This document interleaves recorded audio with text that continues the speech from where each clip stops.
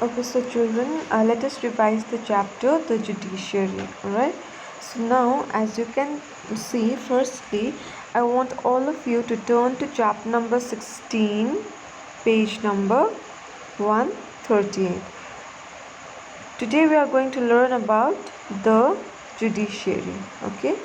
So now here, what you will see is, as you all know that the government consists of three main branches, and judiciary is the third branch of the government, whose main function is to interpret and explain the laws which has been made by the legislature, and to punish those who violate the law, and also to protect the rights of the citizens.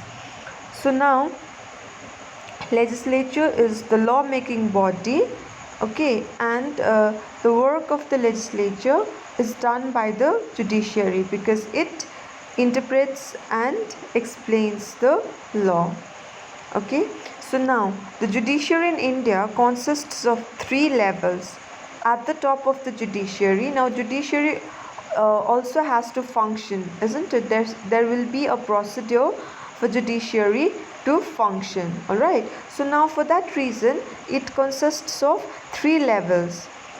The first one is the Supreme Court, second comes the High Court, and then the subordinate courts.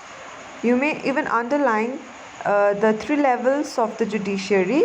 Okay, now the Supreme Court, as you all know, it is in Delhi, and it is the highest court that we find in India, followed by the high courts, which you find it in states, and the subordinate courts, which you happen to see in the villages, isn't it? The municipality, corporations, this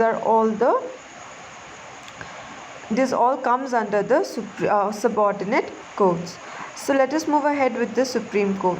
The Supreme Court, as I have already told you, is the highest court of the Indian judiciary, and it is the third branch of the central government, which is located in Delhi, and the responsibility for the interpretation of the constitution and the laws which has been made by the legislature lies within the Supreme Court.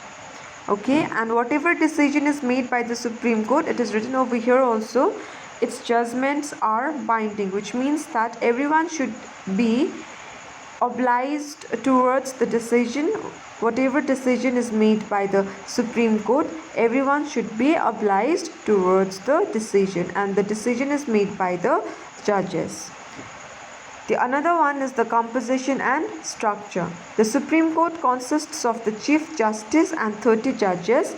The President appoints the Chief Justice of India on the advice of the Council of Ministers.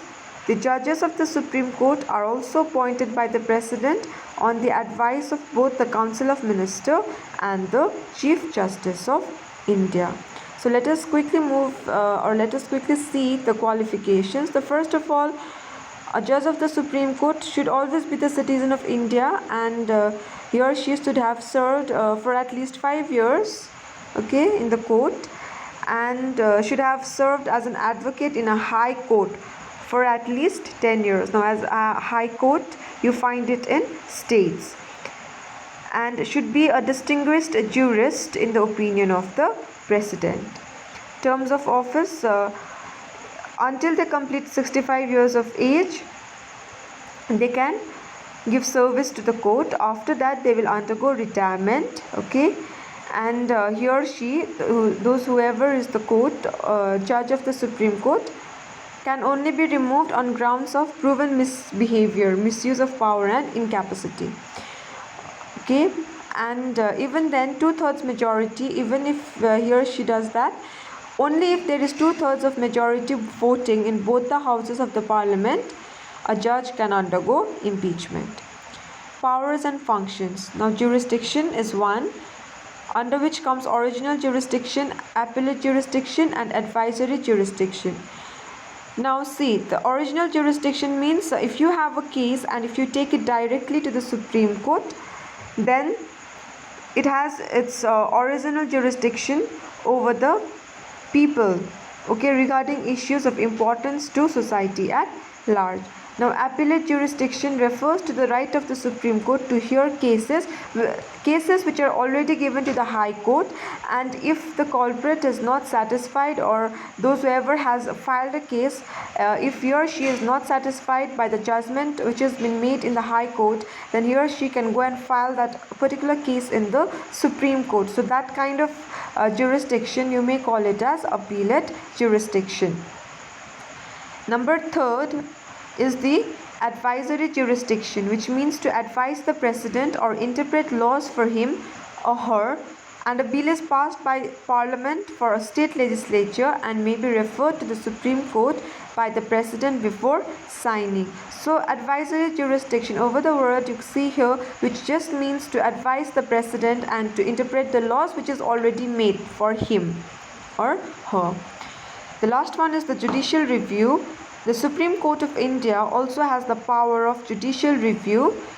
Judicial review refers to the power of the judiciary to interpret the constitution, and it also refers to the Supreme Court rights to declare a law or order which is passed by the legislature and executive void if they are in conflict with the Constitution of India. Okay, so this is just a revision we are doing.